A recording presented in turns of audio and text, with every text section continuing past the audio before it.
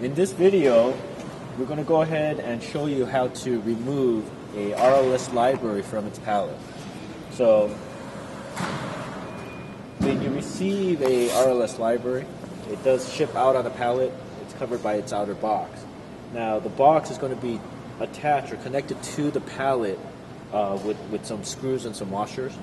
And for this demonstration, for this particular shipment, all of the screws and washers have already been removed except for the final one. So we'll go ahead and remove that final screw.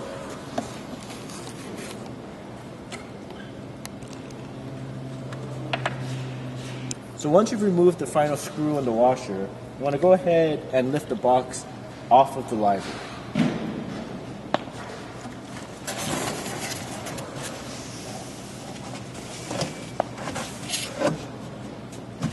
Once you remove the outer cover from the library, you'll see what's underneath.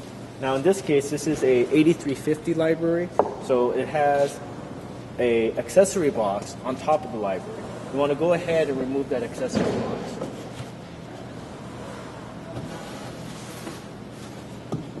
The 8500 series library, because it is taller than the 8350 in this video, there will be no accessory box.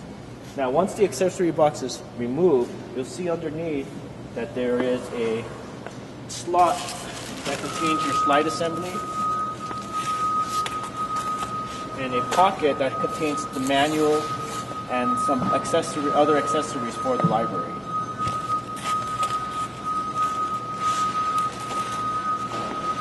Once all those items have been removed, you want to just go ahead and remove the styrofoam cover.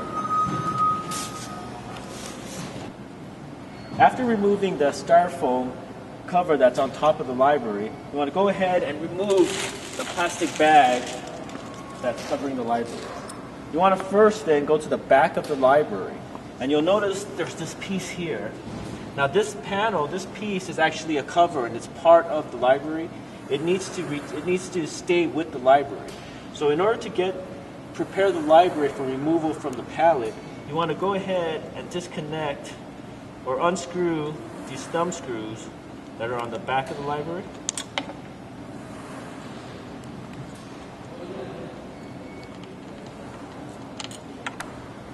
After you've removed the two screws from the back of the library, you want to go ahead and come to the side of the library, and you'll see that there's two additional thumb screws on either side of the library. You want to go ahead and remove the two thumb screws located on either side of the library. Once the two thumb screws from the side of the library have removed, you're now ready to move the library itself off of the pallet.